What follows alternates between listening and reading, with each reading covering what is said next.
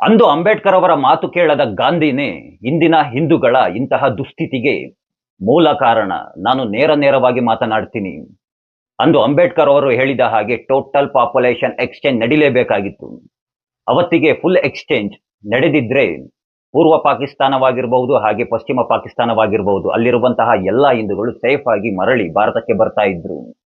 ಲಕ್ಷಾಂತರ ಹಿಂದೂಗಳ ಮಾರಣಹೋಮ ನಡೀತಾ ಇರಲಿಲ್ಲ. ಜೊತೆಗೆ ಈ ನಮ್ಮ ದೇಶದಲ್ಲಿ ಈ ಜಾತ್ಯಾತೀತ ಹಿಂದೂಗಳು ಜನ್ಮವನ್ನೇ ತೆಗೆದುಕೊಳ್ತಾ ಇರಲಿಲ್ಲ.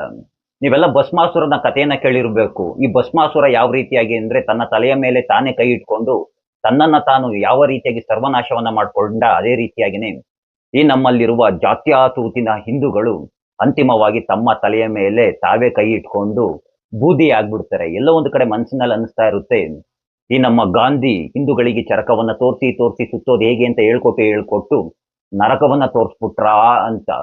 ನನ್ಗೆ ಯಾವನಾದ್ರೂ ಒಂದು ಉತ್ತರವನ್ನ ನೀಡಿ. ಬಾಯಿಗೆ ಬಂದ ಹಾಗೆ ಪ್ರಶ್ನೆಗಳನ್ನ ಮಾಡ್ತಿರಲ್ಲ, ಕಾಮೆಂಟ್ ಬಾಕ್ಸ್ ನಲ್ಲಿ ಹೇಳಿ. ಈ ನಮ್ಮ ದೇಶದಲ್ಲಿರುವ ಅನೇಕ ರಾಜ್ಯಗಳಲ್ಲಿ ಈಗಾಗ್ಲೇನೆ ಹಿಂದೂಗಳೇನೆ ಅಲ್ಪಸಂಖ್ಯಾತರಾಗ್ಬಿಟ್ಟಿದ್ದಾರೆ. ಸುಮಾರು 8ರಿಂದ 9 ರಾಜ್ಯಗಳಿರಬೇಕು ಅಂತ ತಿಳ್ಕೊಳ್ತೀನಿ. ಅಲ್ಲಿದ್ದಂತಹ ಹಿಂದೂಗಳೆಲ್ಲ ಎಲ್ಲಿ ಹೋದ್ರು, ಏನಾದ್ರು, ಯಾಕೆ ಅಲ್ಪಸಂಖ್ಯಾತರಾದ್ರು? ಒಮ್ಮೆ ಉತ್ತರವನ್ನ ನೀಡ್ತೀರಾ?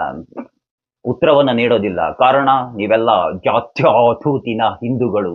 ಜೈ ಜಾತ್ಯತೀತತೆ. ಸೆಕ್ಯುಲರ್ ಮಂಜು ಪಿಂಡ.